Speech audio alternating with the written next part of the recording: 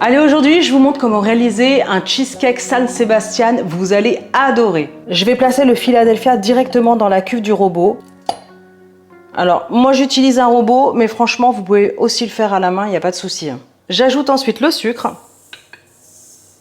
Et là, je mélange jusqu'à ce que ça devienne bien crémeux. J'ai mélangé vraiment à vitesse 2 pendant 1 minute. C'est assez rapide, mais c'est important que vraiment chaque morceau de sucre soit bien incorporé avec le cream cheese.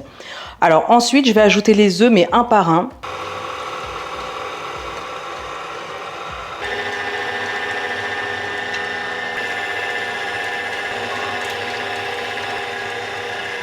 Donc là, c'est impeccable. On commence vraiment à avoir une très très belle texture.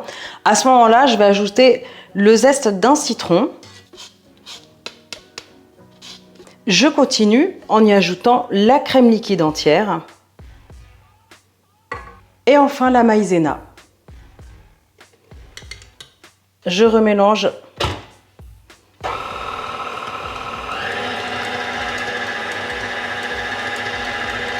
Alors, ce qui est important, c'est de prendre un moule qui est assez haut et assez étroit. C'est comme ça que ça se présente, parce que vous allez voir que dans le four, il va bien monter. Ensuite, il va redescendre, c'est normal.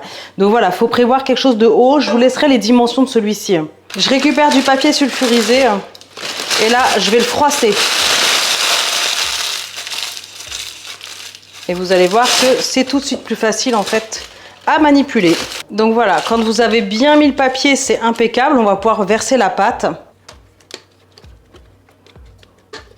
Mon four est préchauffé à 220 degrés, c'est très important. Et il faut compter à peu près 35-40 minutes. Moi, j'utilise un four à chaleur tournante, mais vraiment garder un œil dessus. Mais l'important, c'est que ce soit vraiment, que ça commence en fait à brûler sur les pourtours. Là, votre cheesecake va être parfait. Allez, à tout de suite. Ok, donc là, ça y est, ça sort du four.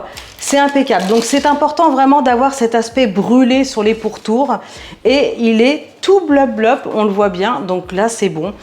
Là, ce qu'il faut faire, c'est le laisser à température ambiante pour quelques heures. Et ensuite, il faudra le placer au frais de nouveau pour quelques heures. L'idéal étant de déguster le lendemain. Donc, il va falloir patienter un petit peu. Pour vous, ça va aller vite, mais moi, il va falloir que j'attende un petit peu. Allez, regardez, notre cheesecake a bien refroidi. Plusieurs heures au frais. Là, ce que je vais faire, c'est que je vais retirer le papier.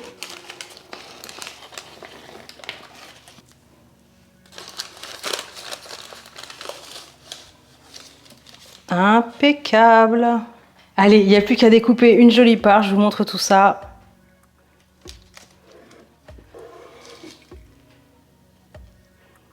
Oh, on a une superbe texture. Et là, ici au centre, ça doit vraiment être très crémeux. Oh, c'est impeccable. Regardez-moi ça. Oh là là. Allez, je vous montre comment on sert ça et comment ça se déguste. Vous allez voir. Pour servir, j'ai fait fondre un petit peu à la casserole du nocciolata.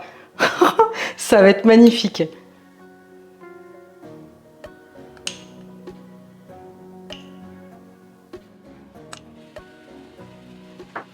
Ensuite, on ajoute des noisettes, des amandes. Moi, j'ai choisi des pistaches.